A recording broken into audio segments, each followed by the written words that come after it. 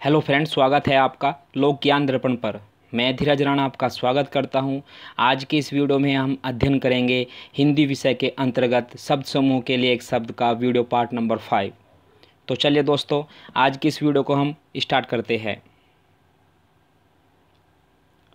First one है जानने की इच्छा रखने वाला, उसे हम कहते हैं जिज्ञासु।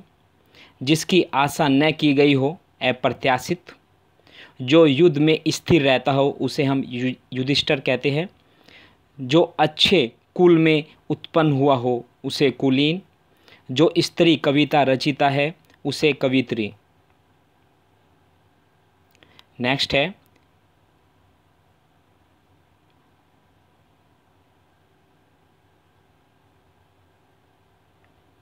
जिसे अक्षमा न किया जा सके अक्षम्य। जिस पर मुकदमा चल रहा हो प्रतिवादी। नेक्स्ट है हाथ से पुस्तक लिखी जो प्रति होती है उसे हम पांडुलिपि बोलते हैं। 12 से 16 वर्ष की आयु की कन्या को किशोरी। जिसका कोई शत्रु न हो निशत्रु। जो धरती फोड़कर जन्मा हो उसे उद्भिज कहते हैं। जो पराये की हित चाहता हो उसे परोपकारी। जो बहुत भाषाएं जानता हो उसे बहुभाषावादी कहा जाता है। जो पहले कभी नहीं सुना गया अश्रुतप्रू। जो व्याकरण जानता है उसे हम व्याकरण कहते हैं। आकाश चूमने वाला गगनचुंबी कहलाता है। जो भेदा न जा सके अभेद।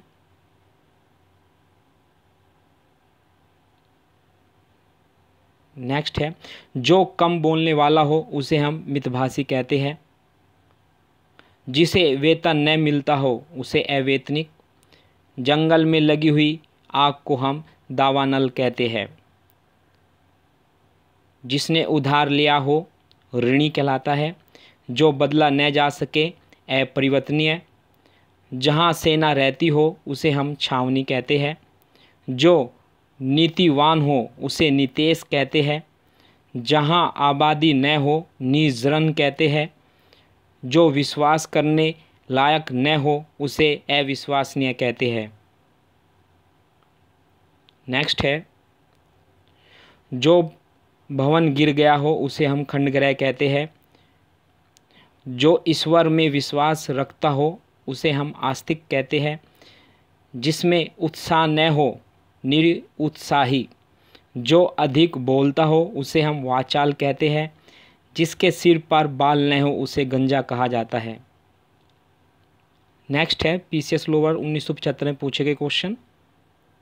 सरलता से प्राप्त होने वाला उसे हम सुलभ कहते हैं। सबका समान भाव से देखभाल करने वाला समदर्शी। नेक्स्ट है कष्ट सहकर होने वाला कार्य दुष्कर। बहुत कम बोलने वाला मितभाषी कहलाता है। जिस पुरुष का स्वर्गवास हो गया हो उसे स्वर्गीय कहते हैं। आकाश में विचरण करने वाला नभक्षर कहलाता है। 2 भाषाएं जानने वाला द्विभाषी कहलाता है। नेक्स्ट है वह खाद्य सामग्री जो यात्रा के समय रास्ते में उपभोग के लिए दी जाती है उसे हम पाथेय कहते हैं। नेक्स्ट है आधी रात का समय निश्चित कहलाता है। जिसके पास कुछ न हो उसे अकिंचन कहते हैं। जिसे बुलाया न गया हो उसे अनाहुत कहा जाता है। मोक्ष की इच्छा रखने वाला मुमुक्षु कहलाता है। रंगमंच के पर्दे के पीछे का स्थान नेपथ्य कहलाता है। हवन में जलने वाली लकड़ी को हम संहिता कहा जाता है। दिशाएं ही जिनका वस्त्र हो उसे हम दिगंबर कहते हैं। नेक्स्ट देखते हैं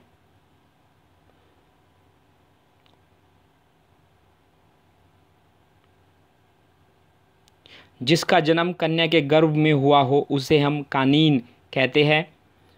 पेट की अग्नि को जठरागीन कहा जाता है। जिसका शत्रु जन्मा ही न हो उसे हम अजात शत्रु कहा जाता है। शब्द द्वारा जो व्यक्त न कर सके उसे अव्यक्त कहलाता है। सांझ व रात्रि के बीच का जो समय होता है उसे हम गोधूली कहते हैं, वेरी इंपॉर्टेंट है। जिसके हाथ में शूल हो उसे हम शूलपानी कहते हैं। जो सब कुछ जानता हो उसे सर्वज्ञ कहते हैं। नेक्स्ट देखेंगे हम,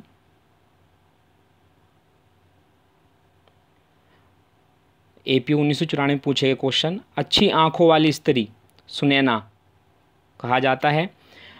अपनी इच्छा से आचरण करने वाला स्वेच्छाचारी, एक माँ के पेट से उत्पन्न सहोदर कहा जाता है। कम खाने वाला अल्पाहारी, जहाँ तक संभव हो उसे हम यथासंभव कहा जाता है। नेक्स्ट देखेंगे, एपीओ 1988 में पूछे गए क्वेश्चन, किए गए उपकार को मानने वाला कृतज्ञ कहलाता है। जो अनुकरण करने योग्य हो उसे अनुकरणीय कहा जाता है। कम बोलने वाले को हम मितभाषी कहा जाता है।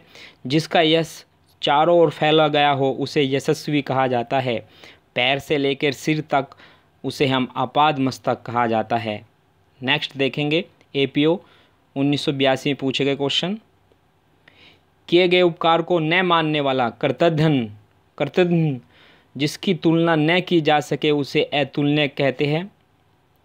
स्वयं से उत्पन्न होने वाला स्वयंभू, आकाश को छूने वाला गगन स्पर्शी, जिसका कोई शत्रु न हो निशत्रु, जिसने मृत्यु विजय पर विजय पाली हो उसे मृत्युंजय। नेक्स्ट देखेंगे हम, जो अक्षमा करने योग्य नहीं है अक्षमीय, पश्चिम व उत्तर दिशाओं का जो मध्यस्थ जो कोण होता है उसे वायव्य कहते हैं। जिसकी चार भुजाएं हो उसे चतुर्भुज, जानने की इच्छा जिज्ञासा कहलाता है। 2 बार जन्म लेने वाला उसे हम दिव्य कहते हैं। भविष्य में होने वाला भवितव्य कहलाता है।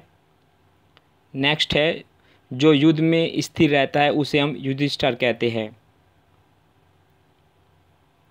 जिसके पास कुछ न हो उसे अकिंचन, जिस पर आक्रमण किया गया हो उसे आक्रांत, जिसकी पत्नी मर गई हो उसे विधुर, जो आँखों के आगे उपस्थित हो उसे प्रत्यक्ष कहते हैं। जो मरने का इच्छुक हो उसे मुर्मुस कहते हैं। नेक्स्ट देखते हैं, एपीओ 1997 में, गुरु के समीप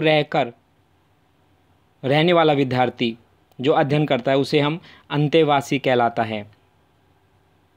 जिसने प्रतिष्ठा प्राप्त कर ली हो उसे हम प्रतिष्ठ कहते हैं। जीने की इच्छा जिजीविषा कहलाता है। जिसका अनुभव इंद्रियों द्वारा न किया जा सके उसे अतीन्द्रिय कहलाता है। नेक्स्ट है, जिसकी ग्रीवा सुंदर हो सुग्रीव कहलाता है। वो 2 बार जन्म लेने वाला उसे हम दीज कहते हैं। जो अक्षमा पाने लायक हो उसे अक्षमेय कहते हैं।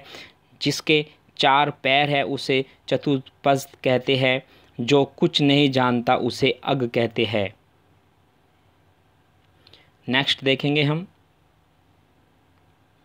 जिसका कोई शत्रु न हो उसे निशत्रु, जो वचन या वाणी द्वारा न कहा जा सके उसे अनिवर्चनीय, बिना पलक गिराए हुए अनिमेष, घुटने तक बाहु वाला, जिसके घुटने तक जिसके हाथ हो उसे अजान बाहु कहलाता है। जिसका इंद्रियों द्वारा अनुभव न हो सके उसे हम अगोचर कहते हैं। जो सबको समान रूप से देखता हो समदर्शी, जो भेदा न या तोड़ा न जा सके अभेद्य, प्रिय वचन बोलने वाला प्रियवदा।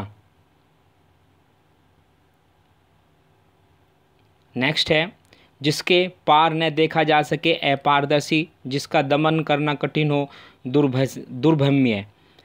नेक्स्ट है, जिसके पास कुछ भी न हो अकिंचन, निम्न जाति में जन्म लेने वाला अत्यंज कहलाता है।